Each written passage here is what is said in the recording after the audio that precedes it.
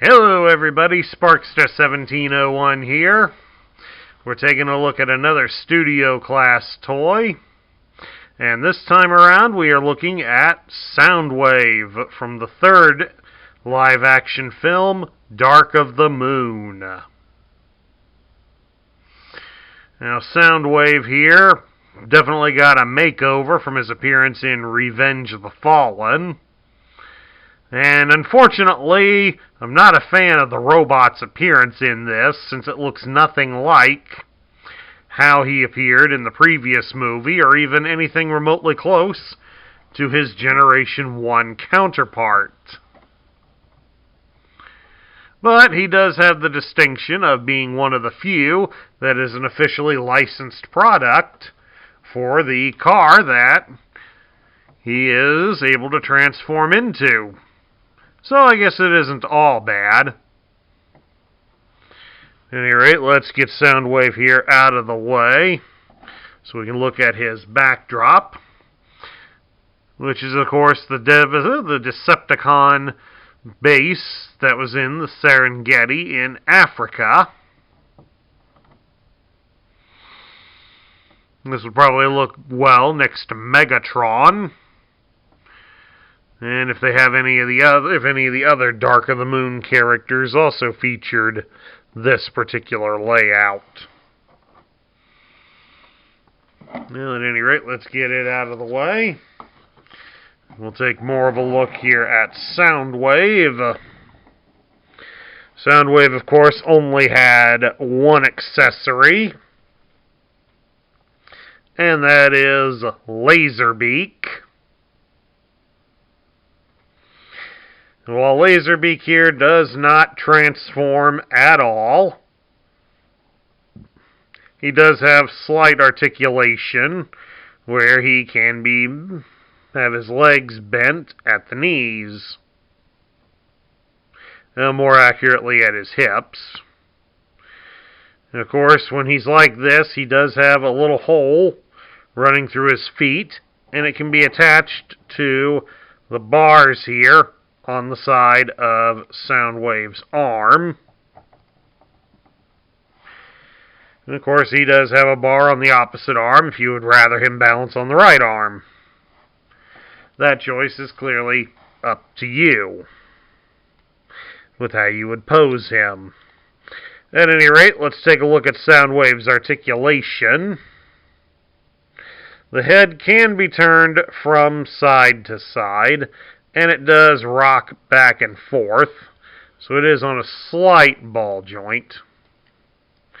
The arms can be raised up about so far, and his arms do rotate at the shoulders all the way, but you will have to shift some of the kibble to be able to allow it to go freely.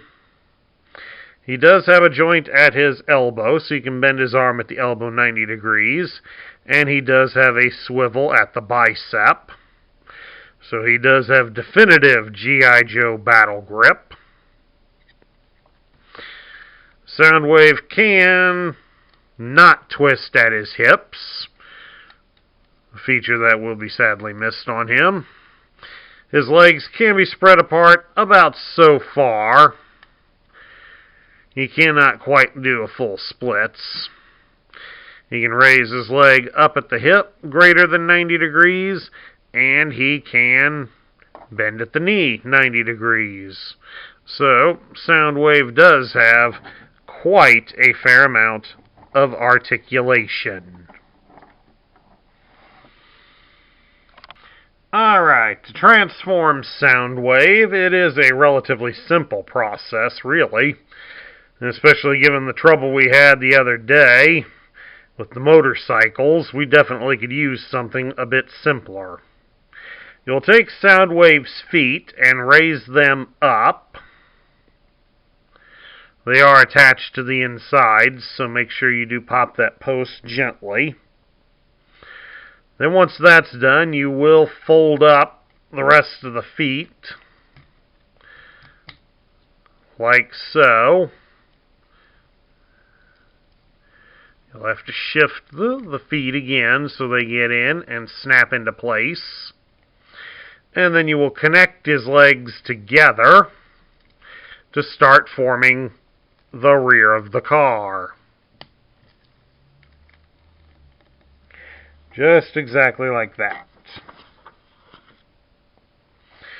And of course, while you've got him turned around, we'll fold out the top of the car and fold out the rear window. Now, of course, do be careful with this section. This is, as you can see from the side, it is rather thin plastic.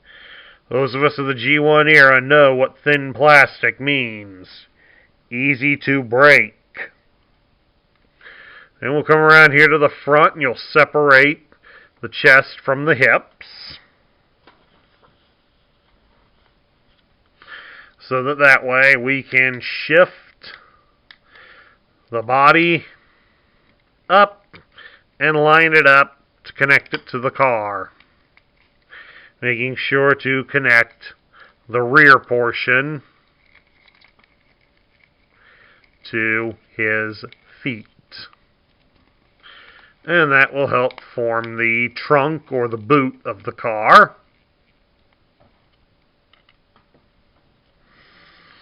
Then next we come back here to his front side. You're going to lower the doors on his forearms. Once those have been opened, you will rotate his hands inside. In you go. Come on. There we go. Then once they are in, you will rotate the arms so that now the car door windows will point at his backside.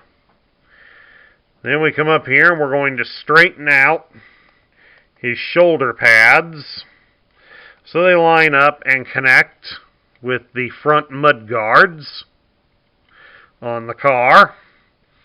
And then we'll bring his arms up and connect them to the shoulder pads so they help complete the look of the doors.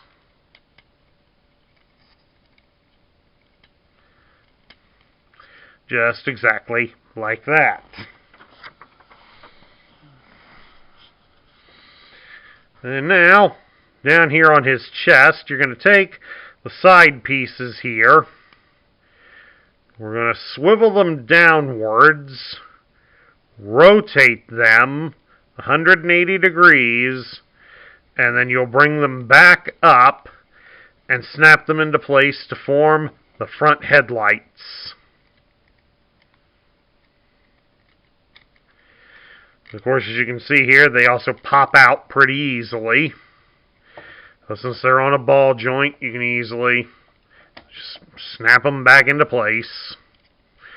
Just do be careful of that as you do transform Soundwave. Come on, there we go. Get that in there. There we go. Once we've got those all situated, you will then bring his arms downward to form the sides of the car.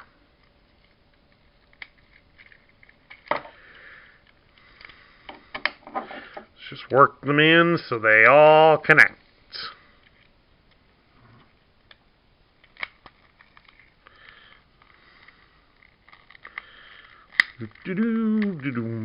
Just like that. Then now, we're going to rotate the head backwards a bit, because we're going to reach underneath and we're going to pop the hood and rotate it with the head so that it hides his head. In reality, it should go backwards, because his head won't fit if it goes forwards. His head's a tight fit as it is, but thankfully it's a little rubberized. So, once you've got that formed as the hood, You'll bring up the front of the car and lock it into place on both sides. There we go. And there you have it, folks. Soundwave is transformed into a Mercedes. Now, while it's a very beautiful looking car, and since it was partially driven in the movies by Rosie Huntington-Whiteley, it was also driven by a beautiful girl. The only problem, there's a couple of problems I have with it. One is that the gray color means the seams for the transformation are very, very obvious. Unfortunately, since this is a Studio Series toy, that's kind of something you gotta live with. The second thing is the clear windows on the car. You can easily see the robot kibble inside. I personally would have preferred that they made the windows black so that it would at least hide the kibble. But that's just one man's opinion. And of course, Soundwave can also bring Laserbeak along for the ride. All you have to do is fold Laserbeak's legs back at the hips, and then you stick the post, that is his knees, right back here just above the back window, and Laserbeak can go along for the ride. Looks sort of silly, doesn't it, folks? But, as I did say earlier, this is a very good representation of a Mercedes. In fact, it is so good that right here on the box, it is even listed as being licensed by Daimler AG, the owners of Mercedes-Benz. So, this is probably something to make a cheap shot at Ford, since Ford was pretty much a big whiner when the first movie came out about how their cars were pitted as Decepticons, while General Motors cars were the Autobots. This kind of shows that Mercedes really didn't worry about whether they were a good robot or an evil robot. It's probably also a cheap shot at Porsche, who has decided they don't want anything to do with violent robot toys. Bunch of whiners. That's probably why you're now selling sport utility vehicles and not sports cars. At any rate, we get down to my thoughts. What do I think of this version of Soundwave? It's not bad. Could it be better?